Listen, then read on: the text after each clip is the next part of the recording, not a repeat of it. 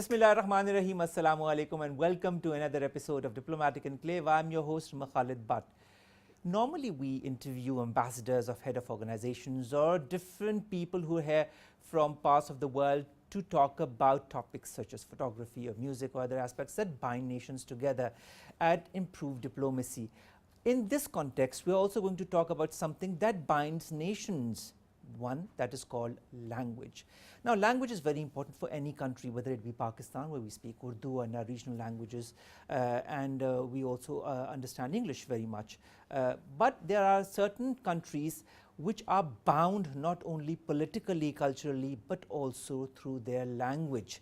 We are going to talk to two ambassadors and their wives in this episode who have been bound politically since the year 1500 and are still connected due to one common element, that is the language. I'm talking about the Portuguese language. And our two guests today will be the Brazilian ambassador as well as the Portuguese ambassador. We'll start our first segment with Excellency Mr. Claudio Zins, the ambassador of Brazil in Pakistan, as well as his lovely spouse Zulins. Thank you very much, sir, to have joined us, and thank you very much, ma'am, to have joined us as well. Thank you, Mr. Omer. You're more than welcome, sir. Mr. Claudio, how long have you been in Pakistan? Almost 2 years by now. Almost 2 years. Yes. And normally it will be 3 to 4 years that you'll be... Minimum. All My right. predecessor stood here more than 5 years. And what I find very interesting, the many Brazilian diplomats who come back. Not only Brazilian diplomats, but many diplomats come to work and live in Pakistan more than once. I know many examples. All right. What about your stay in these 2 years? How have you found Pakistan, sir? I have chosen to come here. I knew Pakistan is a very important country, a country who is now in a very important moment of its history. I followed Pakistani matters in my capital. So it was only natural that I would choose to come here, and thanks God, my wish was fulfilled. All right. And have you visited Pakistan in these 2 years that you've been here? Yes, me and my wife have been visiting as much as we can from Pakistan, but we still have much to see. Of course, we have been many times to Lahore, we have been to Taxila, we have been to the salt mines, we have been to Karachi a few times. We have been to Swat, and next month we hope to go to Gilgit-Baltistan. Oh, that's brilliant. Madame Zulins, how have you found Pakistan in these 2 years? É uma cultura muito antiga, muito bonita. É uma cultura que eu sempre quis conhecer, mas não fazia nem ideia de que eu viria aqui para o Paquistão. She loves the culture of Pakistan, the old culture, the music, marriages here fascinate her, and she is also charmed by the hospitality of the Pakistani people. In this, we are both. You are the most hospitable people in the world, I can assure you. Thank you so much, sir. And I think the Brazilians are very hospitable as well. Whenever I've met Brazilians, they've been very cordial, very warm. I think that is one thing that our people also share between the two, this warmth of greeting people, of meeting. You are right, Mr. Omer. Both of us are warm countries, hospitable, but I think you have the world championship for hospitality. Talking about championship, we are the soccer country. Yes, so definitely. we love sports, we both love sports, we love dance, we love music. We both are very warm peoples. So even though there is a geographical distance, we have more in common than one could imagine. Talking about music, you've got a very vibrant Brazilian music as well, which kind of coincides with some of the Punjabi music that we have here, or some of the Sindhi music. There are certain rhythms that are very similar that you can dance to very easily. Yes. You are right, this has amused me. The Punjabi music, which we see often, even in marriages, is very, very similar to our samba, which is our national music.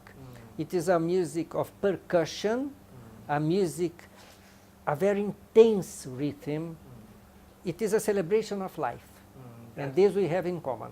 And this celebration of life also translates through dance. We have our folk dances that you see. We have the dances on marriages that you must have seen. A lot of colorful dances. And you have your carnival, one of the most famous dance extravaganza that can be seen in Brazil, with beautiful colorful costumes and the dresses and the different elaborate costumes that people put up, and they dance all through the day. There's also this common element of festivities and of being joyous on such occasions that both countries share. Mr. Omer, you are absolutely right. Our carnival owes much to Portugal, our mother country. It originated in Europe. This said, it has elements of Africa, elements of our native Indians. It is a mix of cultures which form the Brazilian nationality. It is a very interesting, unique party, unique in the world. All right. Mr. Claudio, let's talk about the political system of your country and ours. What do you feel are the similarities between the two as far as the governance and the political system are concerned? I think there are many similarities in that we have constitutions which are respected, a legal system that is coherent and respected, and we have a judicial system which is very strong and respected. Apart from that, it is true that Brazil has the presidentialist form of government and you have the parliamentary form of government. But I think this is secondary. What is most important is that in both countries institutions are strong, and any citizen knows that there is a judiciary power to which it can ask help if need be, and we have vibrant civil societies, both of us, by the social media, by Facebook, by the press, by the television. The work you perform is very important because you are really close to your people, and your people is close to Pakistan, thanks for the work of the journalists too. Sir, the Amazonian rainforest is one of the biggest rainforests in the world, and with thousands and thousands of species of animal and plants. What are the measures that the Brazilian government is taking to preserve your ecosystem? We are working hard at that. As you pointed out correctly, it is a big responsibility, not only for us, but for mankind. We have fiscals, inspectors, we have satellites, we have the civil society, we have our Ministry of the Environment. This said, it is a challenge because it is, the Amazon has a territory bigger than Europe. No country can easily control all that. So there is a pressure, yes, from the agribusiness. There are illegal occupations of land. There is illegal deforestation. We are daily fighting against these illegal practices. We feel that there is enough room in Brazil. Thanks God, we are a big country, we have a big territory. There is enough room for us to have our agrobusiness and protect the forest. And in this basis, we are working hard to preserve this heritage, which is not only ours, but it is a for all humanity. We all know what climate change means. I totally understand it. Climate change is a very, very important topic that is being discussed around the world in the United Nations. Your country is part of those discussions as well, so is ours, and some measures are being taken. But how optimistic are you about climate change and the different proposals that have been put up by the countries? Right now, we see some important countries who seem to be changing their position and making choices that are not the best. The international community must be united. Science has already proved that climate changes have a direct connection to the action of men. So each country has a homework to do. This means preserving the forests. This also means reforestation. Otherwise, rivers will dry. The climate will become more and more unpredictable. Crops will suffer more and more. There will be more suffering and more famine in the world. So this is a crucial theme for all of us in all countries of this earth. Very crucial time indeed, sir. I totally agree with you. You talked about heritage. Heritage not only is important to any country but also binds different countries together. If we have Mohenjo-daro and Taxila, you have the Redeemer statue that is one of the 7 wonders of the world. You must have a very rebounding tourism industry because of places and statues such as the Redeemer statue. How do you control your tourism industry and how important is tourism to Brazil? Tourism is very important to Brazil. The Redeemer statue is a symbol for Rio de Janeiro as the Eiffel Tower is for Paris. It is very beautiful not only as a statue, because when you are up there you can have this wonderful panorama of the city of Rio de Janeiro. Our tourism is very diversified. My wife, for instance, has visited the whole of Brazil. Oh. She knows Brazil more than me. Oh. What I can tell you is that we can offer beaches, we can offer forests, and we can offer our cultural heritage. As you have Taxila, as you have this wonderful mosque in Lahore, other, yes, which we visited last weekend. As you have important museums, as the Museum of Punjab, for instance. We too have our old cities, we too have our architectural heritage. Well, I'll ask you, Madame Zulins, one question. If you were to wear a shalwar kameez and go in Islamabad, nobody will tell you that you're Brazilian. They will think that you're somebody from Pakistan, from Punjab or from NWFP. There is a certain facial resemblance between the Brazilians and the Pakistanis as well. Has it ever happened to you before you started speaking that somebody misunderstood you for a Pakistani? Não, mas eu já usei, né? Uso de vez em quando, mas minhas amigas do Brasil, algumas são confundidas, inclusive as crianças. She sometimes uses, and she loves to use, the chemise. Okay. She personally says she has not been confounded yet, but some of her Brazilian friends are often confounded as Pakistanis. Yes. And how, ma'am, is the reaction from Pakistani women when you go and you meet them and you talk to them about different issues?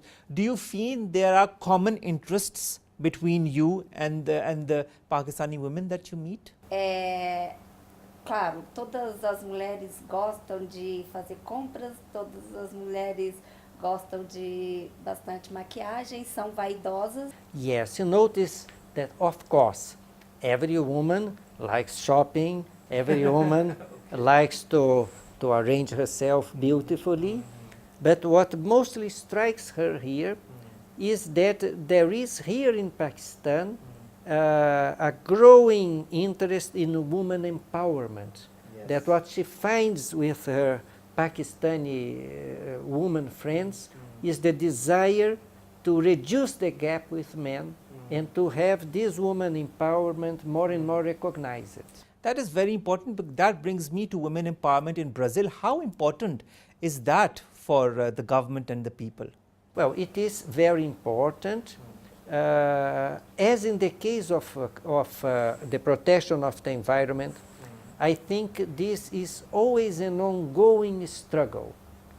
Women and men who are sensitive to women's needs have always tried to enforce women's rights. In Brazil is the same.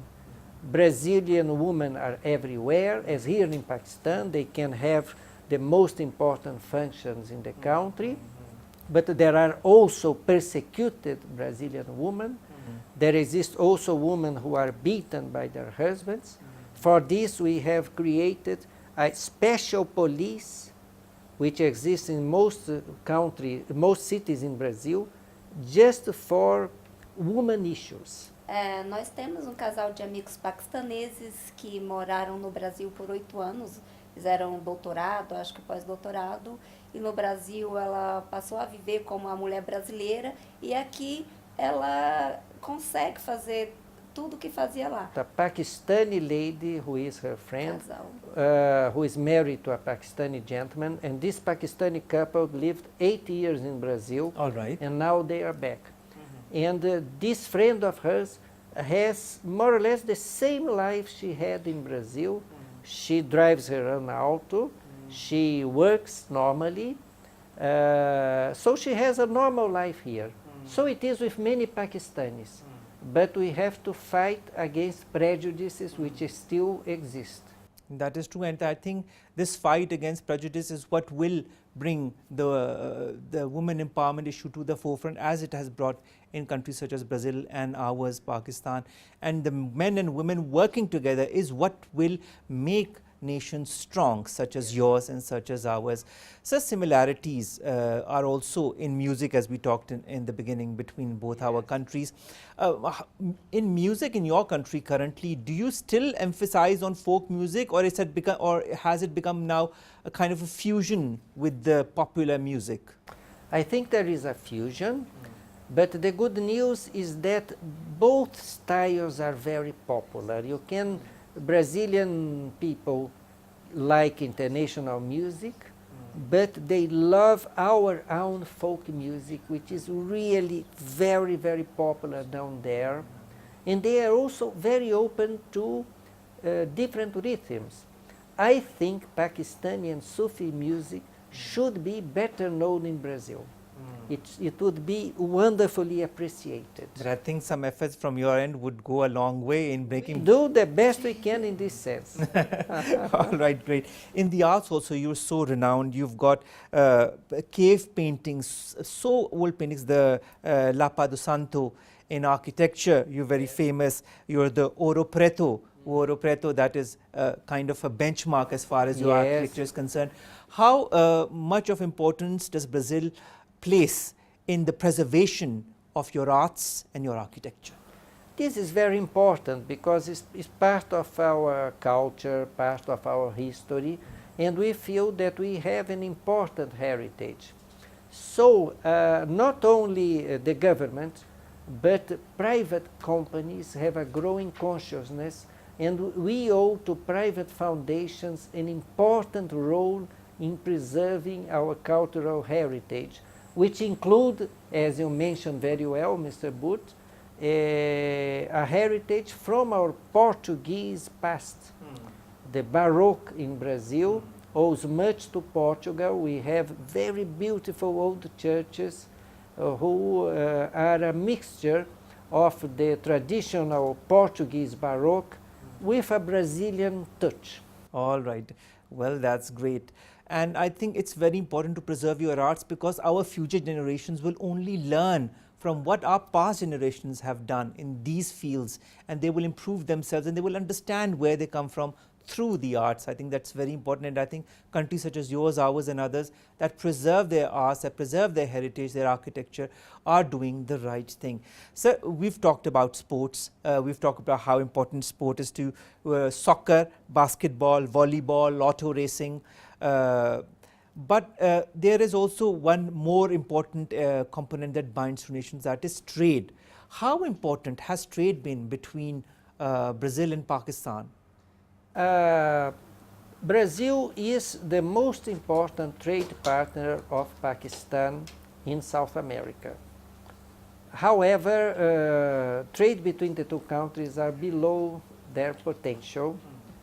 According to latest figures, it was about $500 or $600 million, both sides, but with a surplus in favor of Brazil. I think one reason for the fact that it is below the potential is that the two countries are geographically distant and do not know enough of each other. So it is natural that some Pakistani tradesmen would rather prefer more traditional markets, and the same is true in the case of Brazilian tradesmen. Also, unfortunately, we that are here in Pakistan know that this is a safe country, a good country for business, for investments. But the international media is unfair with Pakistan. And so sometimes tradesmen in Brazil only hear the negative things that the international media tells about Pakistan and do not know enough many of the good things. You have a dynamic economy. You have now CPEC going on. Yes. And you become more and more, I'm convinced, and everybody knows that, more and more a regional player in the hub for trade and commerce. So in the medium and long term, I'm optimistic with the prospects of an increase in trade between Pakistan and South America, including Brazil. All right. Well, let's hope for a better future. Are there other avenues, sir, apart from trade? We've got people-to-people contact. We've got Brazilians living in Pakistan, Pakistanis living in Brazilians, like you told us. We've got the exchange as far as soccer is concerned. We've got other exchanges as well. Are there avenues, Mr. Claudio, that you feel could be improved upon between both countries? Well, even though you are not mentioning trade, let me just allow that the embassy is now creating a Pakistan-Brazil Business Council, Great. which should also help trade between the two countries. Other avenues include music, include tourism. The embassy also tries to show Brazilians many things that exist here in Pakistan.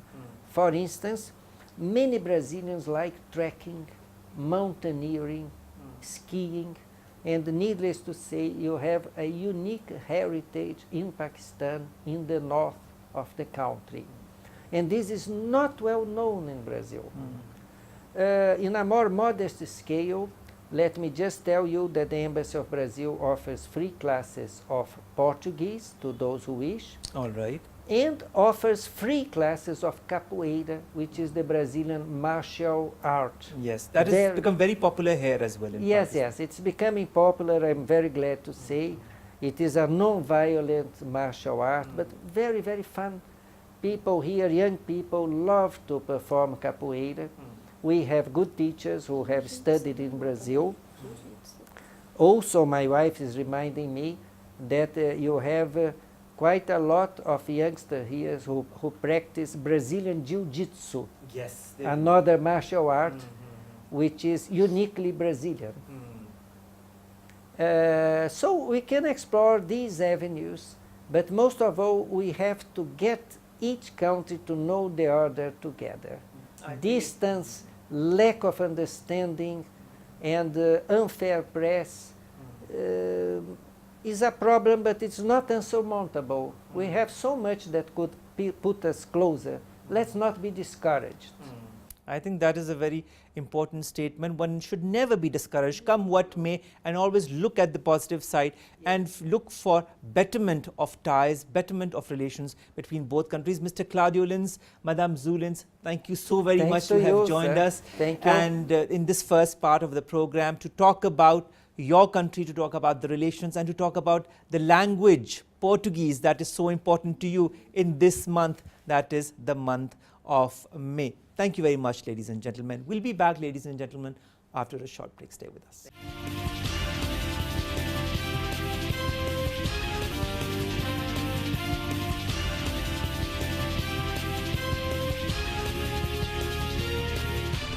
Welcome back in the second segment of Diplomatic Enclave, where I'm now joined by the Ambassador of Portugal, His Excellency Mr. João Sabido Costa, and his charming wife, Gloria Sabido Costa. Thank you very much to the both of you to have joined us. Thank you for... Thank you very much. Mr. Costa, first of all, how long have you been here in Pakistan? Almost 2 years. Not yet, but I arrived. Sort of more or less the same period as the Brazilian ambassador. Yes, although he arrived a bit before me, but maybe a month or two. And how have you found Pakistan to be in these 2 years? No, I enjoyed very much being here, and I think I appreciate it. Well, I was willing to come, so I accepted to come. It was free, my free will, and yes, I'm very well impressed, and expect, according to my expectations, and so I'm very happy here. All right. Visited Pakistan?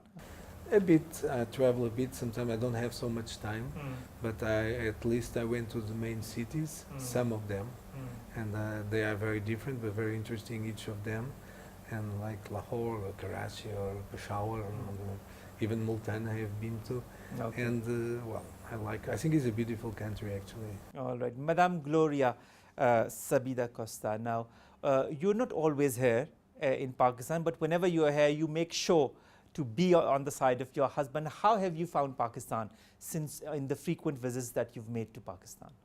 I find Pakistan a very charming country. In fact, we don't have a real image of Pakistan back in Europe or back in Portugal, I will say. So when you arrive here, it's really a surprise because you discover it's a beautiful country. I didn't travel so much. I just went to Lahore. Okay. And I love it. It was very nice. We went to Murray and To Murray, not precisely, not exactly but to Murray, to Abbottabad. yes, In and Haripur. but mainly I stay in Islamabad. But I think the people are very interesting. The culture is very, how do you say, sparkling, All right. Colorful. colorful. Yes, yes, yes. So it's a very nice country to be. All right. Madame Gloria, now you've been and talked to a lot of women in Pakistan as well in the brief time that you've been here. How is the interaction with the Pakistani women? Do you find similarities, commonalities with the women here? Yes, especially with the women I've been talking to. The first time I was here, I was astonished because I never knew so many fashion designer women. All right. Which is normal because the Pakistani women, they married and normally they stay at home, and so they develop their creativity through fashion design. So for me that was very interesting to notice. They are very creative, and it was very nice to see this kind of approach of letting your creativity come and you develop it since you have to be home and take care of your children.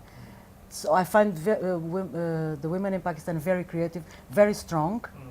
The similarities, I will say, are the families. The families are the center of both cultures, I will say, in Portugal and here. The mothers are also very praised. So there is some similarities, but in terms of due to cultural issues, we work. Almost every woman in Portugal works out of the house, so there is A bit of a difference. a bit of difference. But that we are seeing more and more women coming out and working in different fields. Yes. And we've had a woman prime minister. We've had a woman who's the head of who has been the speaker of the National Assembly. Yes. And women who are taking part, head of the State Bank as well. We had a woman there. So women are slowly and steadily coming to the forefront in Pakistan. as Even well. in the press, you see lots Yes. of women everywhere. No, I think they are really on the right path, I would say. Is the climate similar, Madam Gloria, between Portugal and Pakistan? The summers, the winters? We have the 4 seasons. At least in Islamabad, it's a little bit hotter than in Portugal, but they are more or less the same temperatures. A little bit higher here. Great. Ambassador João Sabido Costa, your government is a semi-presidential one. Ours is a parliamentary one. What are the commonalities do you see between both governments here? There is a difference because normally your ministers belong to the parliament. So it's this British system. in our case, it's not necessary. Only, of course, the Prime Minister and some of the ministers, but not necessarily. They can be technicians, people from the party. They don't need to have been elected. And but of course, this main force of the government is very similar in Portugal and also in Pakistan. So the president of the government and is a leading force. And even in Portugal, of course, the president is also an important role as a representation of the country, and also it can be a balance between the different powers and the different parties. But of course, the prime minister is a very strong figure, also personality, also in Portugal. All right, all right. Ambassador, what are the important sectors of your economy? We have these three steps that all the countries had. We are an agricultural country, mostly, and also with the fisheries, and after, of course, we had the industry and the services. Due to our dimension now, of course, we are focused very much in the services, although we have some important industries also. As to the natural products, we have the cork. We are the main worldwide producer of cork. It's a product nowadays used for anything that you can, for all kinds of olive products, and also, well, olive oil, also that we export a lot. So we have these natural products. Industrial, we have machinery, all kinds of machinery. We try to, because of course our production is not so large. We have the textiles, so we should focus on quality, and quality is also associated with technology, with know-how, and also with that can be also related with services, with IT, and so we try to focus to find small spaces for our economy in order to develop. And one thing that is very important is find always other markets around the world, not be stuck in Europe or in the Atlantic space or whatever. So your relationship as far as the outside world is concerned in the realm of trade is important. Maybe it should be more than it is. By history, of course, we have a very international perspective of the world, because Portugal practically have been all around the world since centuries, and that is reflected also in our diplomacy and the idea we have of the world.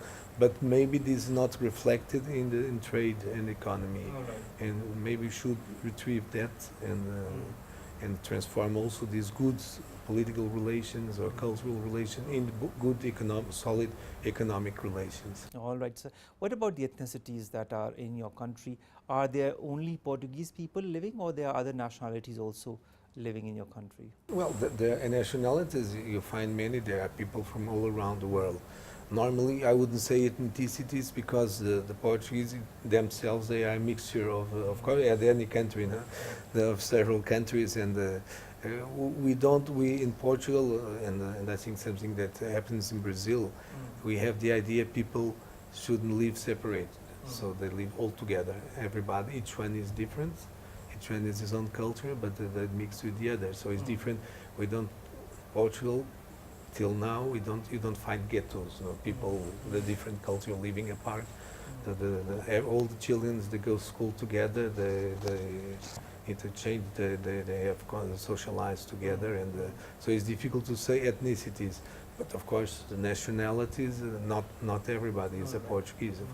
Well, we are bound together by different ties. You are bound with other Lusophone-speaking countries such as Brazil, whose ambassador we just talked to before the break, on language, politics, culture, so many other things that we are going to talk about in the last segment as well. Do the ties that exist between countries on the basis of language or politics sustain themselves over the centuries, in your point of view? Yes, well, due to history, there are several factors that helped that to happen. But of course, I think language is very important. But if you can speak in the same language, you can share many feelings different to translate.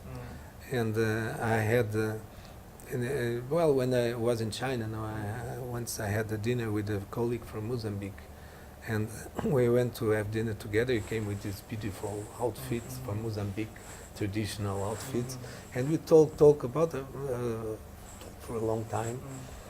And after he told me, you know, what's the connection this between Mozambique, our two countries, because we're talking in Portuguese. Regularly, you told me your life, because it was many years ago. I was still to be married, and you told me about your plans of your life. I'm a bit older, not so old. I was like a very strong guy, like, and I gave you some advices for your life. Because if you didn't speak Portuguese, if you speak any language, we'll just say hello, we say very nice things, and half an hour say goodbye till next time. There's more of a familiarity when the language is similar. All right, all right. Well, Ambassador João Sabido Costa, Madame Gloria Sabido Costa, thank you very much to have been part of this segment of our show. We'll be back, of course, after the break with the Brazilian ambassador and his wife to talk about the relationship between both of your countries and how language binds countries. And, of course, the bonds that exist between Portugal and Pakistan will only strengthen with times to come, I'm sure of that. Yes, yes. Well, that brings us to an end of the second segment. We'll be back after a short break with the third and last segment. Stay with us.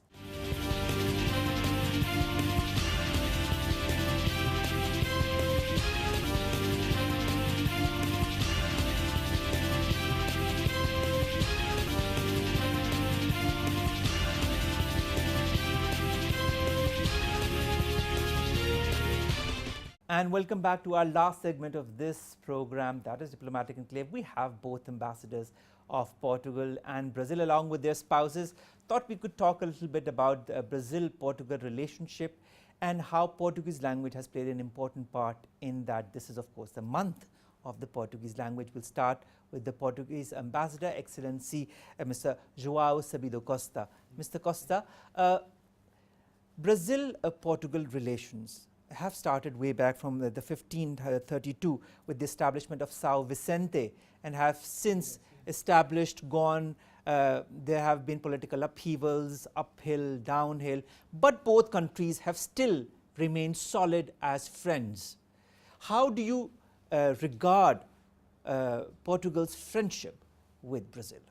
Yes, well, our relation with the territory of Brazil and the people of Brazil started when Pedro Alves Cabral casually, or not casually, and coming to India, traveling to India, stopped in the Bahia, where it is now the Porto Seguro, where is now Porto Seguro, and since then some Portuguese started going to Brazil, where they founded São Vicente, and of course our relations, well, with Brazil, I hope, were always. There are a lot of developments across the centuries, but I think what was important is Brazil and Portugal and Brazil, Portuguese understood that Brazil should have their own identity, their own culture, their own everything, their own people, and so that is very important to understand, to respect the other, and I think that during the centuries and even today. But I think the Portuguese attitude, and I only can speak for Portugal, not for Brazil, is to respect the identity, own identity of the country, the independent country that is Brazil. There are three aspects that I think we could have offered Brazil since the beginning, and one is a capital. It was first Salvador, then Rio de Janeiro, and then after Brazil decided to transfer to Brasilia, it was a unified country, territory. So it was important. Also, the other were the borders, where many Portuguese died defending the borders of Brazil, that I should say. And the third is language, that we really took the language that they adopted, and they are many more than us. It's a huge territory, but the language is not our language now. It's not Portuguese language now. It's Lusophone language, because language is something plastic, develops together. It not depends only on one person or one country. That is true.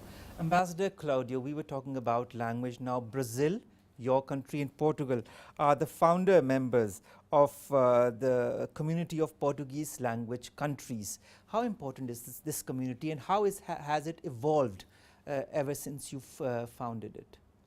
Well, we are talking about 9 countries in the world who talk Portuguese, who have much in common. To begin with, this important heritage, which is Portugal, our mother country for us all.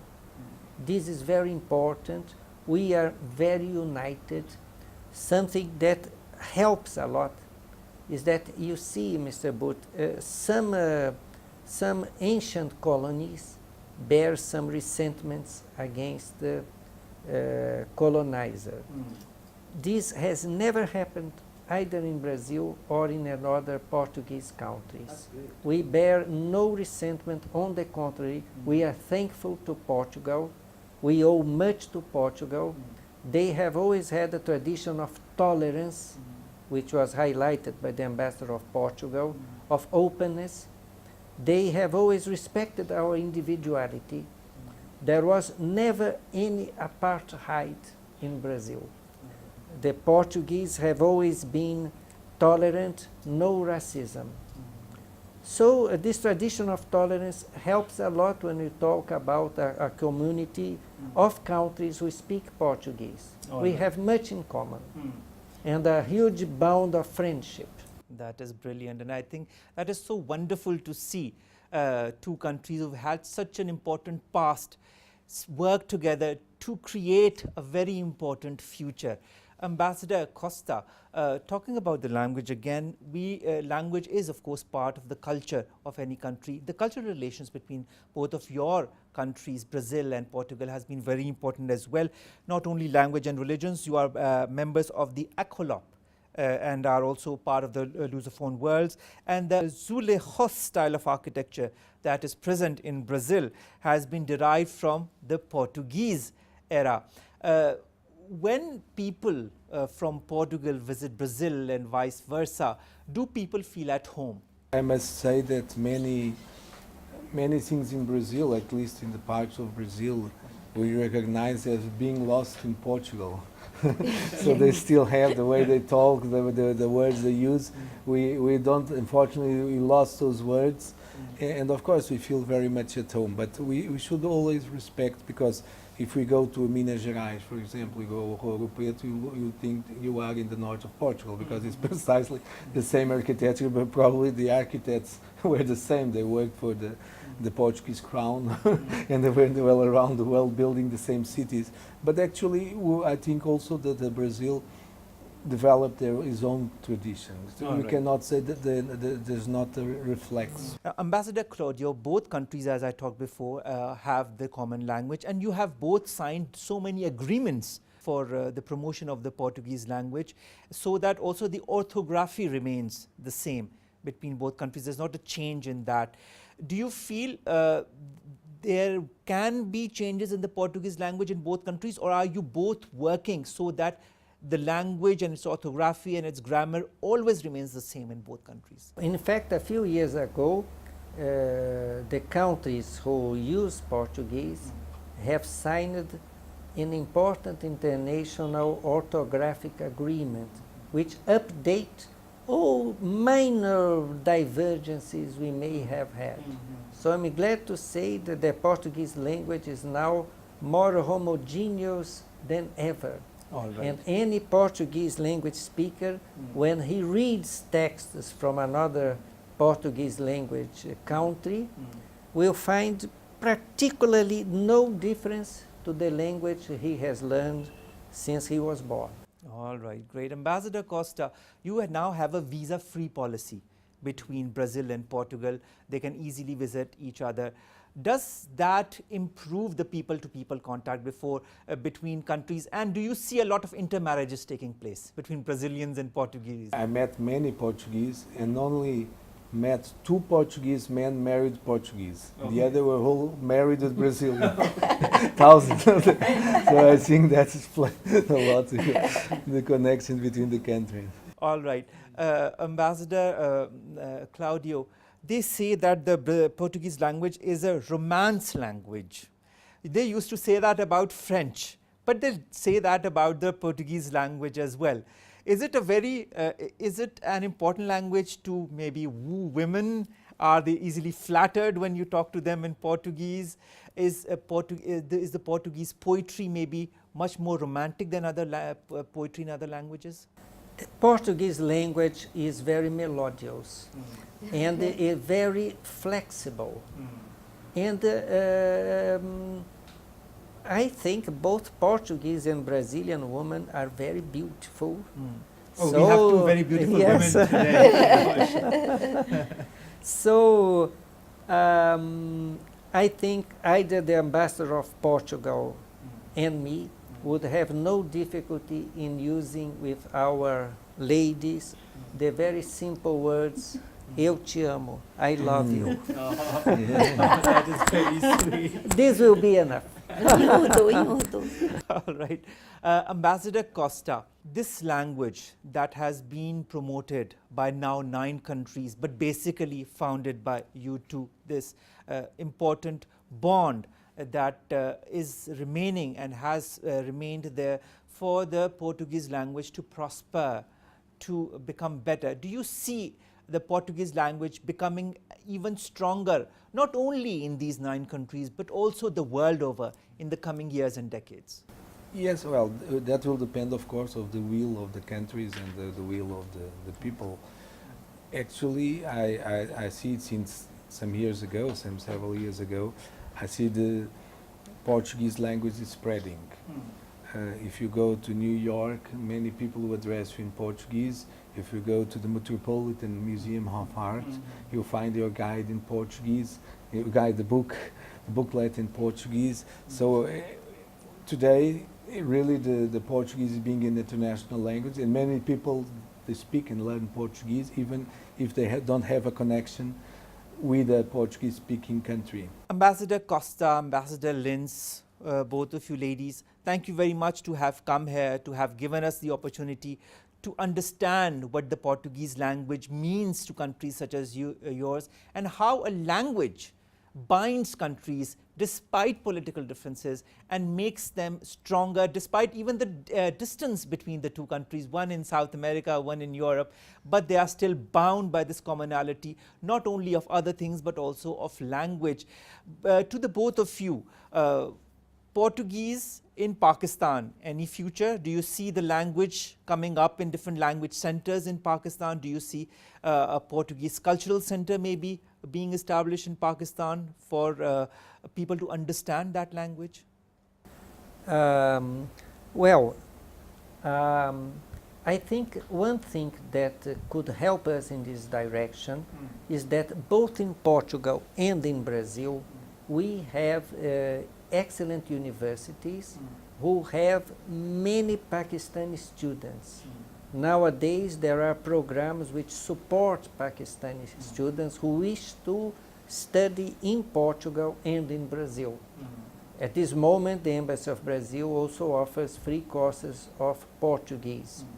This high standard of academic courses, I think, will help Portuguese always becoming a rich, important and attractive language, even for countries which are more distant than Pakistan.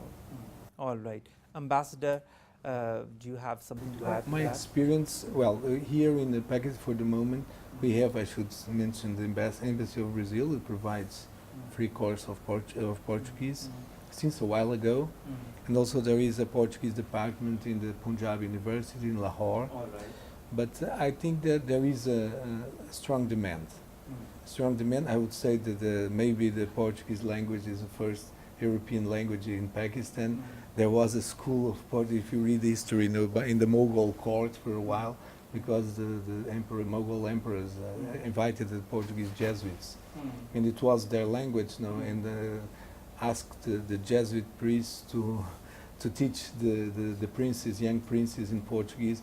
But of course that was for a while, is the past. But I think there's an interest here due to being Portuguese being an international language, and people can go to Brazil to study. And when there is this attraction, of course, language is very important. There's also business. To read, to speak is very important, to do business. And Also in Africa, in Angola, rich countries like Angola, Mozambique, now people need to speak Portuguese. So I think the problem here in Pakistan with the Portuguese, if you think of China, there are 30 universities teaching Portuguese. Even in India, at least 9, 10 universities. Here we need teachers, professors, and that's what we are working at. We need more. We don't have enough. All right. And I think in the coming years, both of you will do the needful for that lacuna to be filled up.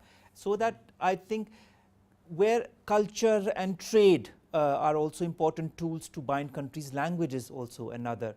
And Portuguese in Pakistan, like we've had English, we've been a colony, so English is there. Maybe in the coming years we'll have important Portuguese speaking nations, and who knows, in the coming century Pakistan might become a Lusophone country as well. Who knows? The arena is open for all of that. People are willing to understand and learn new languages and whatnot. Ladies and gentlemen, language, as both ambassadors Costa and Linz pointed out, is a very important tool. Is a tool not only for business, it's a tool for people-to-people contact, it's a tool for bridging nations. They have been bridging their two nations together since the year 1500s, binding them together despite the differences, despite the ups and downs. The language has played that very important role to bridge communities despite the distances and make them a stronger community of Lusophone countries. And their presence in Pakistan is proof that they are also trying to bridge their countries along with ours, that is Pakistan. Let's hope for a better, bigger and brighter future between the Lusophone speaking countries such as Brazil and Portugal and Pakistan. May our friendship prosper with the years and decades to come. Ambassador Claudio Linz, Ambassador Juan Sabido Costa, Madame Gloria Sabido Costa, Madame Zins Linz, thank you very much and take care of yourselves. Allah Hafiz.